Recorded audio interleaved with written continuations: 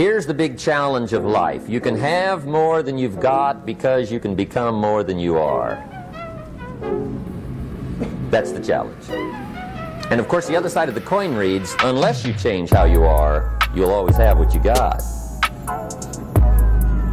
I have found in my experience that income does not far exceed personal development.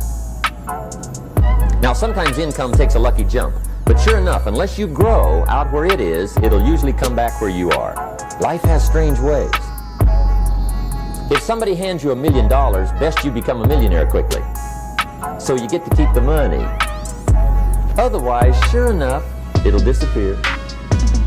Somebody once said, if you took all the money in the world, divided it up equally among everybody, it would soon all be back in the same pockets.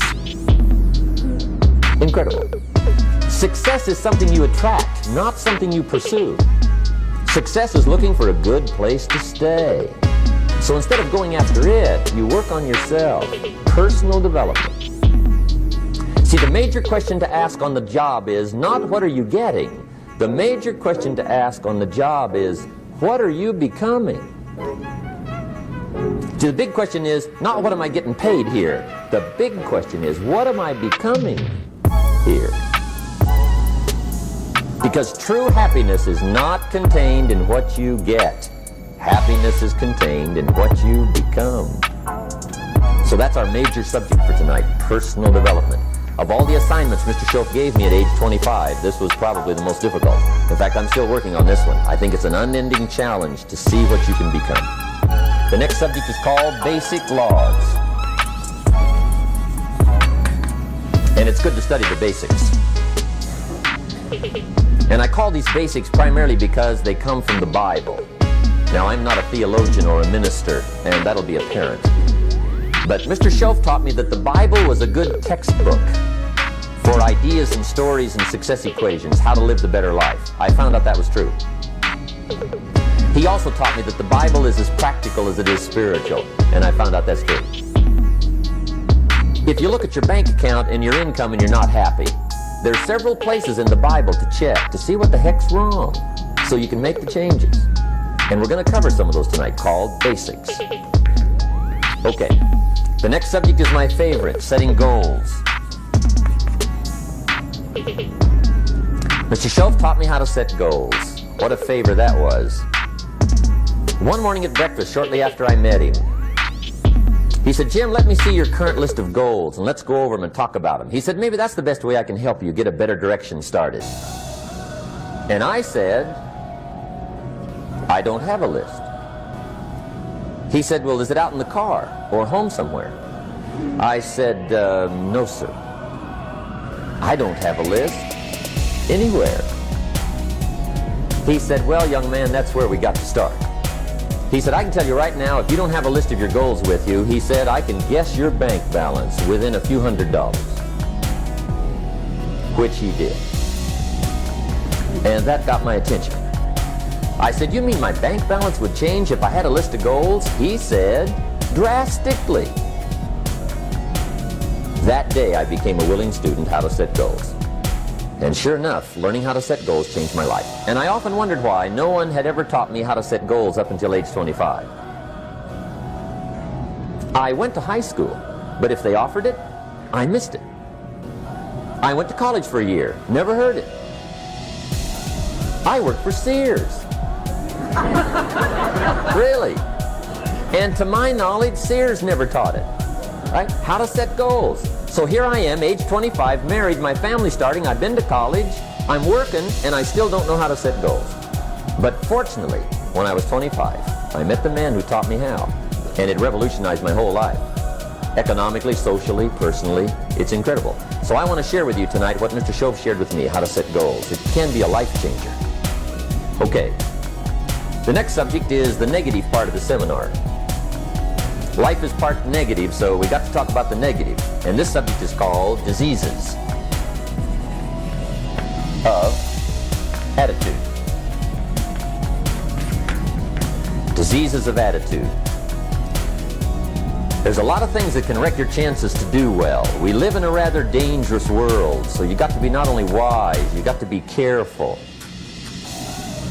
Now, attitude diseases are just as bad as physical diseases, right? High blood pressure, heart trouble. I mean, a lot of things will ace your chances to do well. So you've got to be careful. And attitude diseases are deadly. I mean, they'll destroy all the good things you start. Okay? So we'll go through those attitude diseases, how to spot them, how to look for them, what they are, and the cure. And I'm a pro on these because I've had them all, so I can give you excellent advice on these. Now, the last subject we're going to consider tonight is called the day that turns your life around. The day that turns your life around. And under this subject, we're going to talk about the emotions that can change your life. Human beings are emotional creatures, and emotions are powerful for life change. Now, of course, emotions are so powerful they can go either way on you. Emotions can either build or destroy. So you really have to employ emotions properly. We call civilization the intelligent management of human emotions. If you can intelligently apply your emotions in the right direction, no telling what can happen. Could turn your life around one day would be sufficient. So we'll talk about those. Okay. Now that's a lot to cover in one evening, but we'll keep at it here and see if we can't get it all done. I'd like to have you now jot down the theme of the seminar. Every seminar should have a theme, I guess. We've got one. It's on some of our literature if you happen to notice it, but if you didn't, for your notes, here it is. The theme of the seminar goes like this: the major key to your better future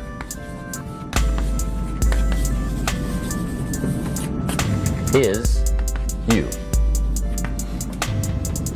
That's the theme of our seminar tonight. The major key to your better future is you.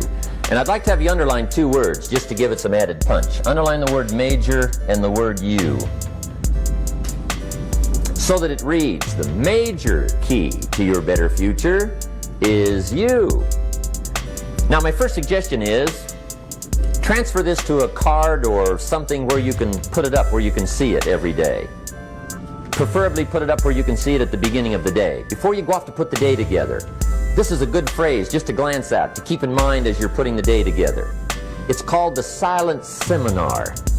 If you'll just let this talk to you during the day, I found it to be tremendously helpful. The major key to your better future is you.